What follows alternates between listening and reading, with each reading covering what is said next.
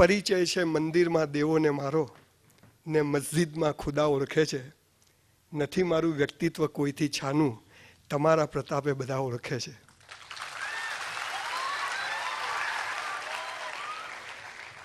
લગભગ 650 સ્કૂલ કોલેજોમાં ગયો, પણ પહેલી વાર નર્વસ થયો છું, ભયમાં આવી ગયો છું. મને ખબર નહીં કે આ સુરતીઓ આટલો બધો પ્રેમ કરશે. ગાડા થઈ ગયા છે બધા, બહાર ફોટા પડાવે.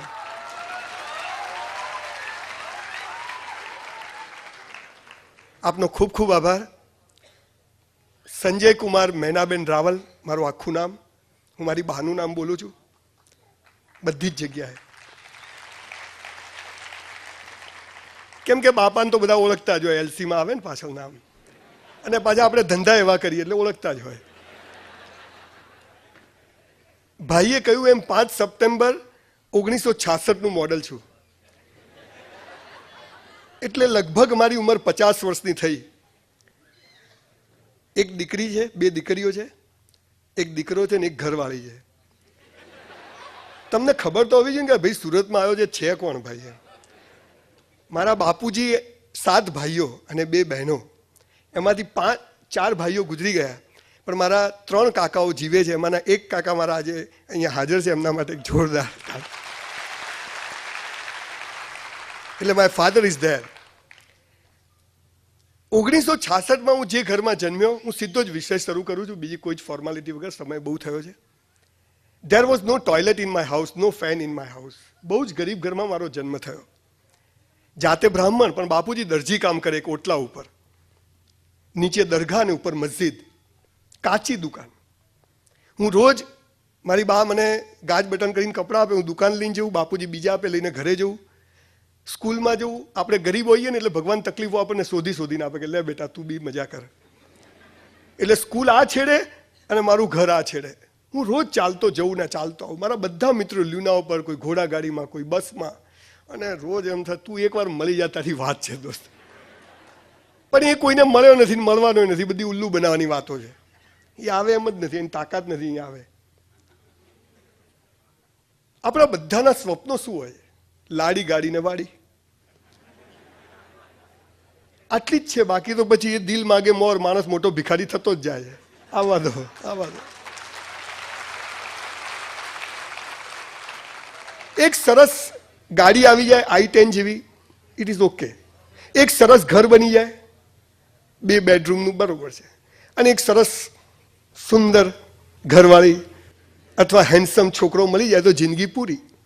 પણ સાલું આવા ઘરમાં જન્મો કે જ્યાં 2 ટાઈમ ખાવાની તકલીફ હોય, અને ત્યાંથી અહીં સુધી પહોંચવું, હાઉ ઇટ ઇઝ પોસિબલ? બહુ નમ્રતાથી હું બધી વાત કરવા આવ્યો છું. I am not a speaker, I am not હું કોઈ પ્રોફેશનલ વક્તા નથી. હું બિલકુલ તમારા જેવો ચીલા ચાલુ બિઝનેસમેન માણસ છું. પણ આ આખી પ્રોસેસ લગભગ 650 સ્કૂલ કોલેજોમાં ક્યારે જઈ આવે મને ખબર જ ના પડી. અને વચ્ચે હું ભૂલી જઈશ મારું ઋણ અદા કરવાનું. પણ રજનીભાઈ ક્યાં છે? રજનીભાઈ ઊભા થાવ તમે, અને સોજિત્રા સાહેબ તમે ઊભા થાવ. આ 2 જણ માટે જોરદાર તાળીઓ પાડો, જોરદાર તાળીઓ પાડો.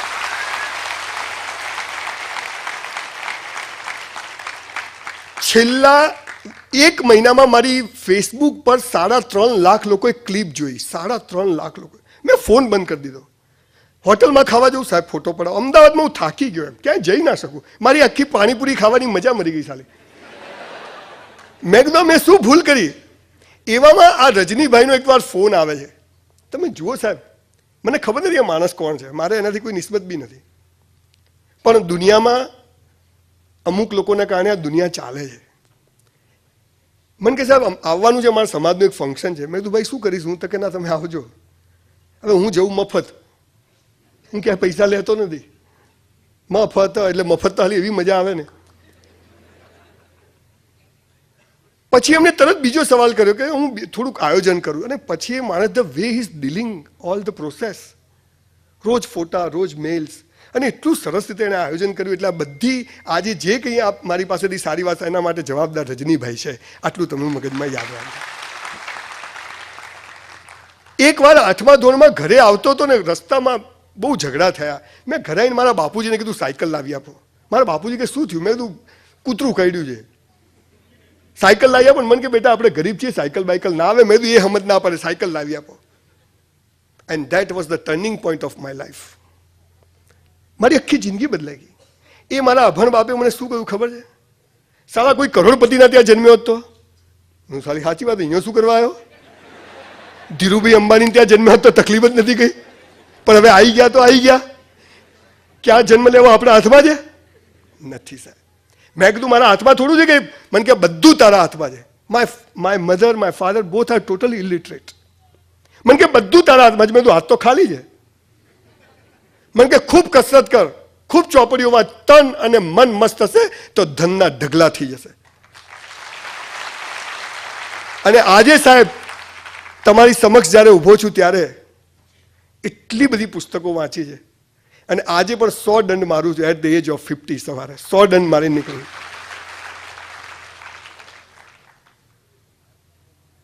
જે ઘરમાં 2 ટાઈમ ખાવાની તકલીફ હોય, બાપુજી દરજી કામ કરતા હોય, સાયકલ ના હોય, 12મા ધોરણમાં આવ્યો, બધાએ સાયન્સ રાખ્યું. કીધું આપણે બી સાયન્સ રાખો, ડોક્ટર થઈ જાઓ, ગરીબી દૂર.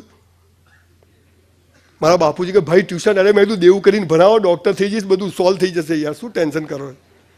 મારા બાપુજી મહિને 200-300 રૂપિયા કમાયા. હું વાત કરું છું તમને 87ની.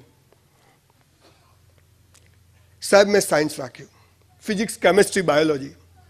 Na sodium, K potassium, NH for H hydrogen, Ag silver, Hg mercury, Cu cuprous, Cl chloride, Br bromide, iodide, NO2 nitrate, ClO3 chlorate, MnO4 permanganate, ClO3 chlorate, બધું ગોખી માર્યું. Sine square theta plus cos square theta is equal to ten square theta, બધું મોઢે. પ્રિલિમની exam આવી. બાપુ પ્રિલિમની exam આપવા ગયા. 450 માર્ક્સના paper, બધાથી 36 mark આવ્યા. મારા સાહેબ કે સાલા તારા બાપાના પૈસા બગાડે. તમે ચિંતા મત કરો. 12માનું રિઝલ્ટ આવ્યું. બધાને આવી રીતે બેસાડ્યા. બધાના રિઝલ્ટ બોલે. મારો ફ્રેન્ડ બેઠો સુધીર અહીંયા, એ તો ડોક્ટર થઈ ગયો સાલો. એ બી મારી હાથે નપાસ થયેલો પાછો. તો પાછળથી પતલી ગલી પકડીને ડોક્ટર થઈ ગયો. બધાને 84, 90, 95 મારું રિઝલ્ટ આવ્યું. ઊંધું મૂકી દીધું. મેં તું પહેલો નંબર લાગે સ્કૂલમાં, બધું આવડે. તો રિઝલ્ટ ખોલ્યું 52%. અલા કીધું પાસ તો થઈ ગયો. હું ઘરે આવ્યો, મારા બાપુજી ચોકઠુજી સમજી ગયા. મને કે પાસ થઈ ગયો. મેં તું બચી ગયા. મેં તો હોવ. મને કે હેડ કચોરી ખવડાવું. મેં તો આ ધુલાઈ થવાની છે આપણી. મારા બાપુજી મને એક શબ્દ કહ્યો નથી. બહુ લાંબી પ્રોસેસ છે, પણ મારે તમને બહુ મહત્વની વાત કરવાની છે. 12મા ધોરણમાં ટકા આવ્યા નહીં એટલે BSc કરવું પડ્યું. BSc ગમે નહીં પણ કરવું પડે, કોલેજ તો થવું પડે. I was waiter in a hotel for 3 years. 12મા ધોરણમાં ટકા આવ્યા નહીં એટલે હું દિવસે BSc કરું અને રાત્રે એક હોટલમાં 400 રૂપિયામાં વેઇટરની નોકરી કરું 3 વર્ષ. આજે મારી પોતાની મસ્ત હોટલ છે, ટોપ એકદમ. See the grace of God.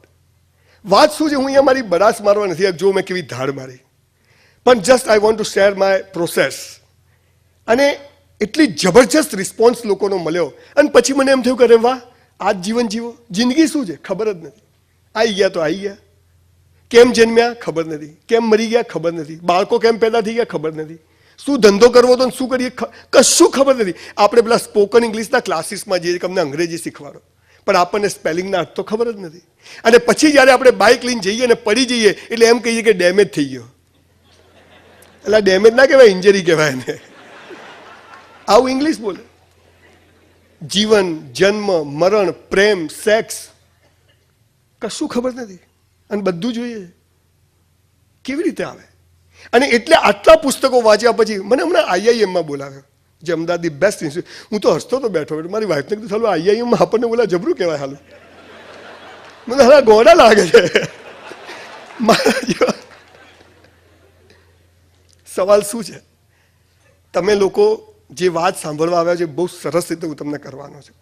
Life is so beautiful. જિંદગી એટલી સરસ છે, પણ સાલા આપણે ભિખારીઓ છીએ. પેલો ભિખારી મંદિરની બહાર ભીખ માગે, આપણે અંદર જઈને માગે. We all are beggars. ભિખારી જ છીએ આપણે.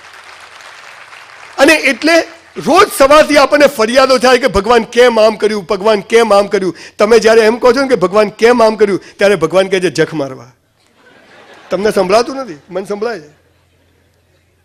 ઈશ્વરે આપણો જન્મ બહુ સરસ કામ માટે પરફેક્ટ ધીસ હોલ સિસ્ટમના એક પાર્ટ રૂપે આપણને મોકલ્યા છે, પણ આપણે આપણો ભાગ ભજવતા નથી એટલે આખી સિસ્ટમ બગડી ગઈ છે. અને કોઈ નથી ભજવતું એટલે આખી સિસ્ટમનો સત્યાનાશ થઈ ગયો. જિંદગી અદ્ભુત છે, કશું જ આપણને કહે છે ધ્યેય ઊંચો રાખો, એટલે મંગળ પર ઘર બનાવવું છે, બની જાય. હાલા હારું આવું શીખવાડ્યો, ધ્યેય ઊંચો રાખો એટલે 100% લાવવા 52 આવ્યા, બોલો શું કરું. આપણને કહે છે પોઝિટિવ વિચારો કરો, નેગેટિવ નહીં કરવાનો. નેગેટિવ આવે ધક્કા મારું, જા જા. છોકરા છોકરીઓને કે સેક્સની વાતો નહીં કરવાની, એટલે આ ઉંમરમાં એ જ આવે, બીજું આવે જ નહીં ભાઈ. તમે શું સમજાવો છો?